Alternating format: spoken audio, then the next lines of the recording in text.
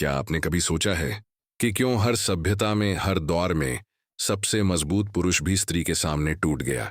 तलवारें नहीं तोड़ पाईं, दुश्मन नहीं हरा पाए, लेकिन एक स्त्री की मुस्कान ने उसकी आत्मा तक को चीर दिया। क्या सच में स्त्री पुरुष की हत्या कर रही है, या फिर पुरुष खुद अपनी कमजोरी से मर रहा है? परमहंस योगानंद कहते हैं, स्त्री कोई शत्रु नहीं बल्कि शक्ति है। लेकिन यही शक्ति जब तुम्हें मोह और वासना में डुबो देती है, तो वही तुम्हारी इच्छा शक्ति को मार देती है, तुम्हारे आत्मबल को खत्म कर देती है। और यह हत्या तलवार से नहीं बल्कि मनोवैज्ञानिक स्तर पर होती है। इस वीडियो में हम उसी रहस्य को खोलेंगे, वह गहरी मनोविज्ञान जिसे अगर तुम आज समझ गए, अगर तुम अंत तक टिके रहे, तो मैं वादा करता हूं तुम्हारी जिंदगी की दिशा बदल जाएगी। यह सिर्फ ज्ञान नहीं है, यह चेतना का वो द्वार है जिसे पार कर लोगे तो कोई भी शक्ति, चाहे स्त्री हो या परिस्थिति, तुम्हें कभी हरा नहीं पाएगी। स्त्री क्यों कर रही है पुरुष की हत्या? क्या आपने कभी सोचा है कि इतिहास की हर सभ्यता में स्त्री को शक्ति कहा गया, लेकिन वही शक्ति कभी पुरुष को गिरा भी देती है? क्या यह हत्या सिर्फ शरीर की है? नहीं, असली हत्या पुरुष की इच्छा शक्ति, उसकी साधना, उसकी आत्मा की यात्रा की होती है। परमहंस योगानंद कहते हैं कि जब इंसान आत्मज्ञान की राह पर बढ़ता है, तब उसे दो सबसे बड़े आकर्षण रोकते हैं। पहला है माया का मोह और दूसरा है स्त्री पुरुष का आकर्षण। पुरुष अगर इस आकर्षण को समझ न पाए तो उसका ध्यान ऊपर की ओर न जाकर नीचे गिरने लगता है, और यही गिरना धीरे धीरे उसके जीवन की हत्या बन जाता है। स्त्री यहां कोई दुश्मन नहीं है, वह तो प्रकृति की अदृश्य शक्ति है। उसका सौंदर्य, उसकी मधुरता, उसका प्रेम, ये सब प्रकृति के जाल हैं। योगानंद कहते हैं, ये सब तुम्हें परखने के लिए है। अगर तुम इस शक्ति को साध लेते हो तो वही स्त्री तुम्हें ईश्वर की ओर धकेल देती है, लेकिन अगर तुम इसके वश में आ गए तो यही शक्ति तुम्हारी चेतना का गला घोंट देती है। आज की दुनिया में पुरुष क्यों टूट रहा है?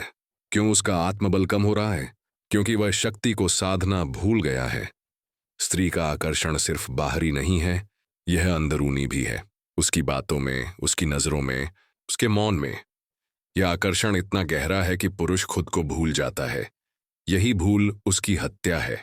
योगानंद चेतावनी देते हैं कि जो साधक अपने मन पर नियंत्रण नहीं रखता, वह अपनी आत्मा को खो देता है, और जो आत्मा से कट जाता है वह जीते जी मर जाता है। तो असली प्रश्न यह है, क्या स्त्री पुरुष की हत्या कर रही है, या पुरुष अपनी कमजोरी से खुद को मरवा रहा है? स्त्री एक परीक्षा है, एक दर्पण है। अगर तुम उसे सिर्फ शरीर मानोगे तो वह तुम्हें गिरा देगी। अगर तुम उसे शक्ति मानोगे तो वही तुम्हें ईश्वर के पास पहुंचा देगी। यही योगानंद का संदेश है। हत्या बाहर से नहीं आती, हत्या भीतर से होती है। मोह, वासना, असंयम, यही पुरुष को काटते हैं। और जो पुरुष अपने भीतर के इन शत्रुओं पर विजय पा लेता है, वही सच में जीता है। जब योगानंद कहते हैं कि स्त्री पुरुष की हत्या कर रही है, तो वे किसी बाहरी षड्यंत्र की बात नहीं कर रहे। यह हत्या प्रतीक है एक गहरी आध्यात्मिक सच्चाई का। स्त्री पुरुष के भीतर उस बिंदु को छूती है जहां उसका सबसे बड़ा मोह छुपा है, और मोह ही तो मृत्यु है।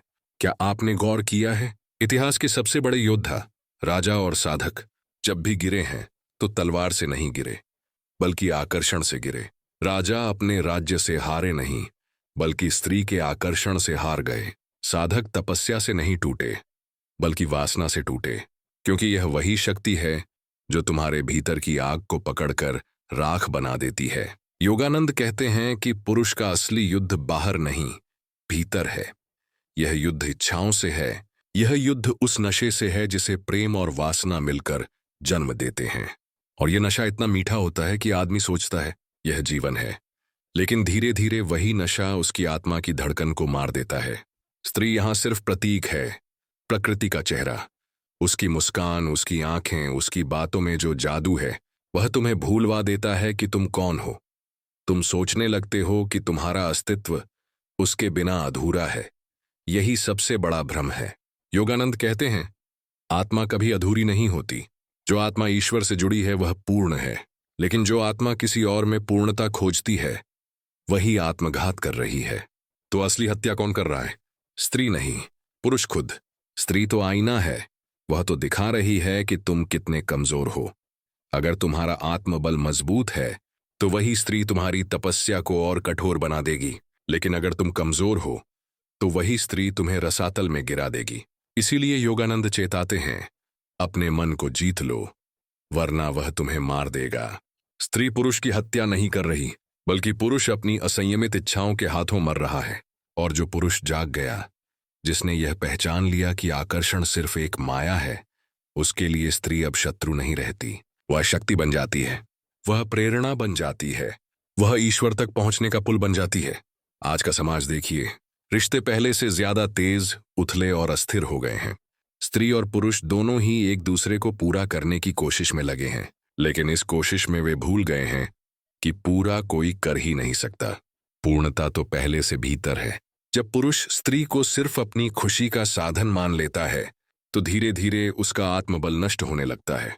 वह इस सोच में जीने लगता है कि उसके बिना वह अधूरा है, और यही सोच पुरुष को कमजोर कर देती है। यही सोच उसकी हत्या कर देती है। स्त्री को भी यह एहसास होना चाहिए कि अगर वह पुरुष की चेतना को नीचे गिरा रही है तो वह भी अपनी ही ऊर्जा को गिरा रही है। क्योंकि योगानंद कहते हैं, स्त्री और पुरुष दो शरीर नहीं हैं, वे एक ही आत्मा के दो चेहरे हैं। अगर एक गिरता है तो दूसरा भी गिरता है, सुनिए, अगर एक उठता है तो दूसरा भी उठता है। लेकिन समस्या यह है कि आज प्रेम मोह में बदल गया है, और मोह धीरे धीरे हिंसा में। पुरुष स्त्री को खोने के डर में जीता है, स्त्री पुरुष को बांधने के मोह में जीती है। यही डर और यही मोह हत्या के रूप में प्रकट होता है। यह हत्या तलवार से नहीं, बल्कि मनोवैज्ञानिक बंधनों से होती है। आप सोचिए, कितने पुरुष हैं जो अपने सपनों को छोड़ देते हैं सिर्फ इसलिए कि उनकी साथी उन्हें पसंद नहीं करती। कितनी बार पुरुष अपने आत्मसम्मान से समझौता करता है क्योंकि वह अपने रिश्ते को बचाना चाहता है। धीरे धीरे वह अपनी ही पहचान मार देता है। यही हत्या है। योगानंद कहते हैं, सच्चा प्रेम कभी तुम्हें कैदी नहीं बनाता, वह तुम्हें मुक्त करता है। अगर कोई रिश्ता तुम्हारी आत्मा की आजादी छीन रहा है तो वह प्रेम नहीं, वह बंधन है। और हर बंधन अंततः हत्या है, तुम्हारी स्वतंत्रता की, तुम्हारी आत्मा की, तुम्हारे होने की। इसलिए यह समझना जरूरी है कि स्त्री दोषी नहीं है, पुरुष भी दोषी नहीं है। दोषी है मोह, दोषी है अज्ञान, दोषी है यह सोच कि मैं अधूरा हूं और मुझे दूसरा पूरा करेगा। जैसे ही यह भ्रांति टूटती है, पुरुष और स्त्री दोनों अपने असली स्वरूप में जीना शुरू कर देते हैं। तब न कोई हत्या होती है, न कोई पीड़ा। तब प्रेम मृत्यु नहीं बल्कि मुक्ति बन जाता है। योगानंद कहते हैं, मनुष्य तब तक वास्तव में जीवित नहीं है जब तक उसने ध्यान में अपनी आत्मा का अनुभव नहीं किया। स्त्री पुरुष के रिश्ते की उलझने, मोह की जंजीरें, वासना का बोझ, ये सब सिर्फ इसलिए भारी लगते हैं क्योंकि हमारा ध्यान बाहर है। हम बाहर खोजते हैं, सौंदर्य में, स्पर्श में, शब्दों में, और जब बाहर खोजते हैं तो हमेशा खो जाते हैं। ध्यान वह द्वार है जो तुम्हें भीतर खींच लेता है। वहीं तुम्हें पता चलता है कि असली सौंदर्य तो भीतर है। वहीं तुम्हें अनुभव होता है कि प्रेम किसी दूसरे पर निर्भर नहीं है। प्रेम तो तुम्हारी आत्मा का स्वभाव है। समाधि का अर्थ है पूर्ण एकता। जब पुरुष ध्यान में समाधि का स्वाद चखता है तो उसे समझ आता है कि कोई भी स्त्री उसकी हत्या नहीं कर सकती, क्योंकि उसकी चेतना अब बाहर की पकड़ में नहीं है, वह भीतर जड़ें जमा चुका है। योगानंद ने क्रिया योग की शिक्षा इसीलिए दी थी, ताकि आदमी अपनी ऊर्जा को व्यर्थ की इच्छाओं में न बहा दे। वासना में बर्बाद होने वाली वही ऊर्जा अगर ऊपर उठाई जाए तो वही शक्ति बन जाती है। यही कारण है कि योगानंद कहते हैं, स्त्री शक्ति है। अगर तुम उस शक्ति को निचले स्तर पर देखोगे तो वह तुम्हें गिरा देगी, लेकिन अगर तुम उसी शक्ति को उच्च स्तर पर साधोगे तो वही तुम्हें ईश्वर से मिला देगी। सोचिए, यह कितना अद्भुत है। जिसे लोग पुरुष की हत्या मानते हैं, वही शक्ति उसकी मुक्ति भी है। फर्क सिर्फ दृष्टि का है। अगर तुम्हारी दृष्टि कामना से अंधी है तो तुम मर जाओगे। अगर तुम्हारी दृष्टि ज्ञान से जागृत है तो तुम जी उठोगे। ध्यान से बड़ा कोई अस्त्र नहीं है। वह तुम्हें मोह की हत्या से बचाता है। वह तुम्हें यह एहसास दिलाता है कि न तो स्त्री तुम्हारी दुश्मन है, न पुरुष तुम्हारा बंधन। असल में तुम्हारा अपना मन ही तुम्हें मारता है, और वही मन साध लिया जाए तो तुम्हें अमर कर देता है। योगानंद कहते हैं, मनुष्य का असली स्वभाव आत्मा है, और आत्मा कभी नहीं मरती।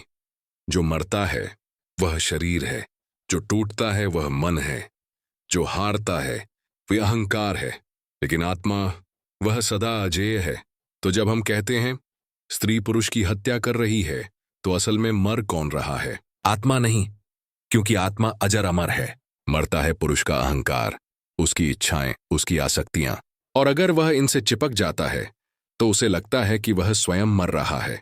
सच्चाई यह है कि ईश्वर ने स्त्री और पुरुष दोनों को बनाया है, एक दूसरे के माध्यम से अपनी ही झलक पाने के लिए।